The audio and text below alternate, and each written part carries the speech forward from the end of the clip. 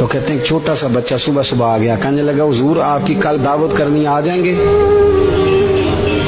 آپ نے فرمایا آ جاؤں گا۔ کہنے لگا میں یتیم ہوں، باپ میرا فوت ہو گیا اور میرا بڑے دل کرتا ہے آپ سے محبت ہو گئی۔ فرمایا کب آؤں؟ اس نے کہا کل آ جانا۔ کیا کھلاؤ گے؟ تو چنے کی دال اس نے جھولی میں ڈالی۔ کہنے لگا حضور میں لے آیا اور رات کو بھگاؤں گا، کل آپ کو کھلاؤں گا۔ آپ بیمار رہتے تھے، دوپہر کو سوجی کے بسکٹ کھایا کرتے تھے۔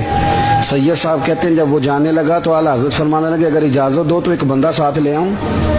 کہنے لگا لے آؤ۔ فرماتے ہیں اس کے گھر گئے تو اندر بیٹھنے کی جگہ بھی نہیں تھی۔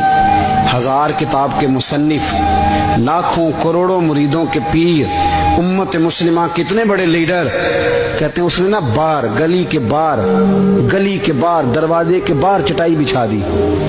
کہنے لگا حضور اندر جگہ نہیں ہے، میری اماں ہے اور آپ عورتوں سے بڑا پردہ کرتے ہیں۔ اعلیٰ حضرت باہر بیٹھ گئے زمین پہ، اس کو کہتے ہیں لاجپال پیر۔ باہر بیٹھ گئے، وہ چنے کی دال لایا اور باجرے کی موٹی روٹیاں۔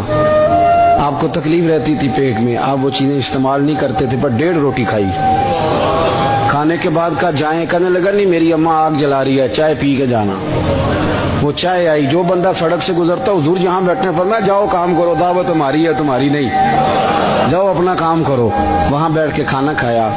جب واپس نکلے تو اس بچے نے اجازت دی جائیے۔ واپس آئے تو کچھ چہرے پہ کمزوری کے آثار تھے، کچھ تکلیف پیٹ میں شروع ہو گئی۔ سید صاحب کہنے لگے حضور آپ نے کیا کیا؟ بیمار ہو جائیں گے۔